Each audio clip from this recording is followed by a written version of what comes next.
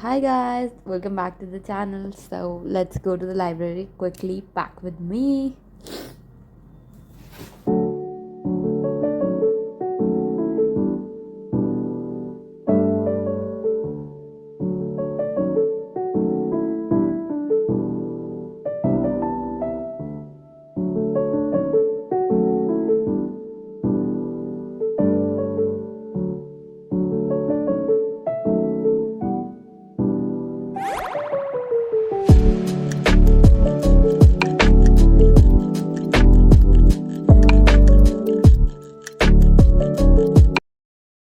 मैं पहुंच गई थी लाइब्रेरी एंड ये है मेरी आज की टोटल लिस्ट। आज मैं कर रही हूँ आइसोमेरिज्म का लेसन 12 एंड 13।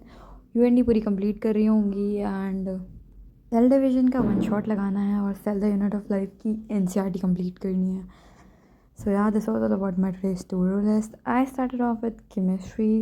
मैं अभी कुछ दिन से ही लाइब्रेरी जाना स्टार्ट किया, तभी मुझे एक्चुअली में समझ नहीं आ रहा है कि मैं अपना कैमरा एंगल क्या परफेक्ट रखूँ जो तुमको लेक्चर भी प्रॉपर दिख रहा होता है। समटाइम्स मैं अपना लेक्चर स्टार्ट कर चुकी होती हूँ पर तुमको दिख नहीं रहा होता है, वो मुझे रियलाइज़ नहीं होता है और मुझे बस ये रहता है कि मैं जल्दी से अपनी पढ़ाई स्टार्ट कर लूँ तो जल्दी से जल्दी अपना टारगेट कंप्लीट कर हो जाए।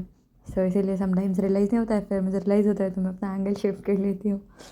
एंड सो या guys, these days I am completing my organic chemistry and trying to speed up my syllabus जितना जल्दी से जल्दी हो सके। बस ये है कि सिलेबस कंप्लीट हो जाए एंड जैसे कि हमारी टेस्ट सीरीज में भी सब कुछ बहुत स्पीड अप चल रहा है।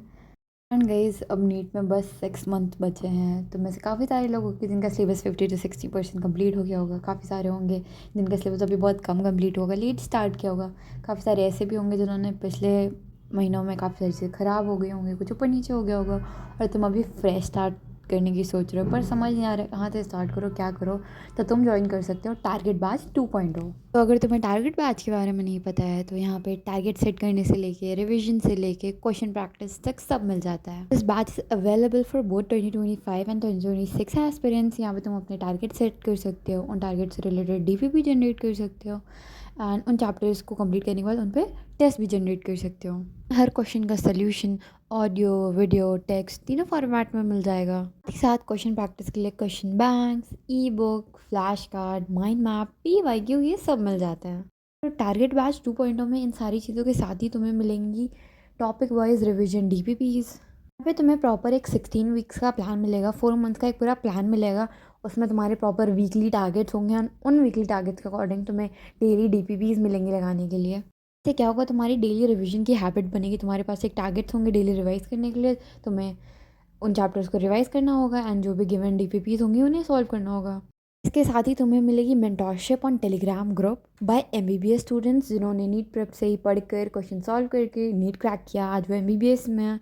वो तुम्हें गाइड कर रहे होंगे on Telegram channels on daily basis to build your habit for daily revision.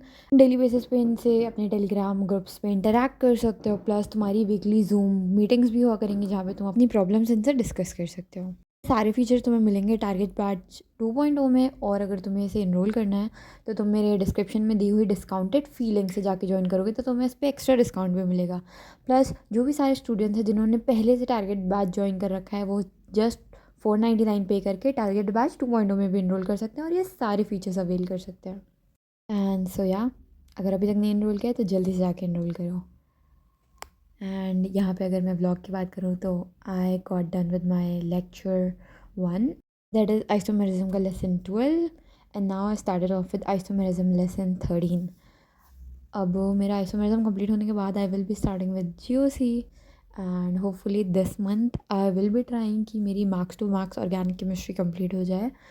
जनवरी तक आई एम होपिंग कि मेरा सिलेबस कंप्लीट हो जाएगा। बस ऑर्गेनिक ख़त्म करते ही मेरे इनऑर्गेनिक के कुछ चैप्टर्स रह गए थे, मुझे वो कवर करने हैं। तो दिसंबर एंड तक मेरी केमिस्ट्री भी कंप्लीट हो जाएगी एंड बायो का मैंने तुमसे प्लान शेयर किया ही है एंड होपफुली इसे एग्जीक्यूट कर रहे होंगे आने वाले कुछ दिनों में। मैं तुमको नेक्स्ट व्लॉग में अपडेट करूँगी रिगार्डिंग चैलेंज।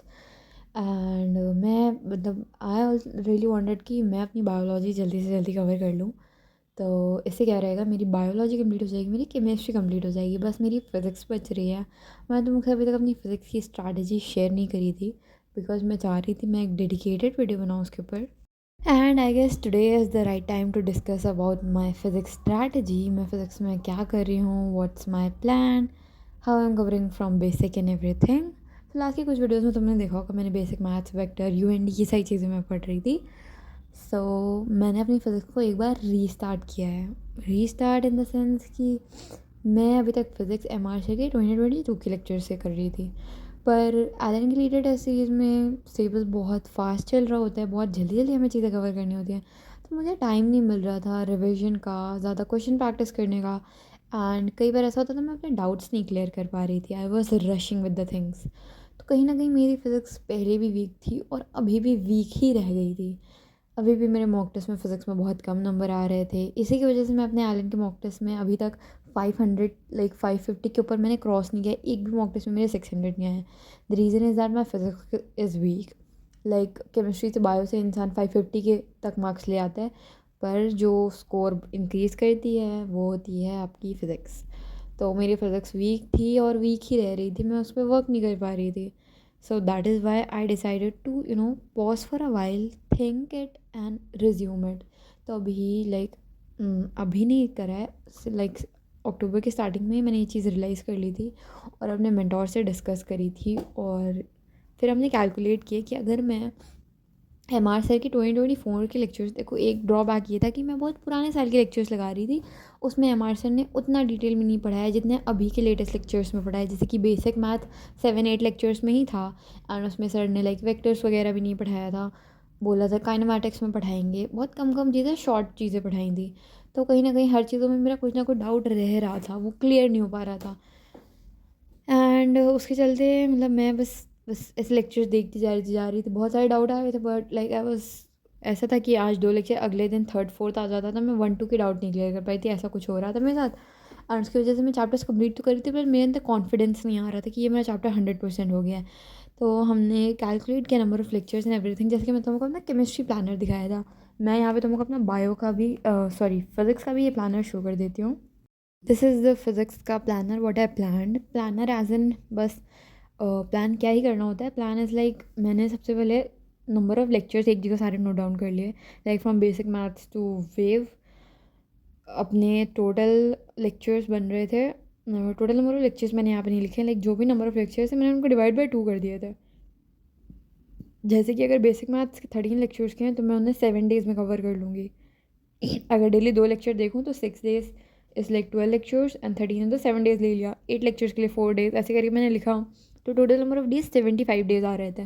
तो with detail lectures MR sir के फिजिक्स की 2024 के लेक्चर्स अगर तुम देखो और डेली बेसिस पे 2 लेक्चर देखो तो 75 डेज़ में तुम्हारी क्लास 11th का सिलेबस कंप्लीट हो जाएगा।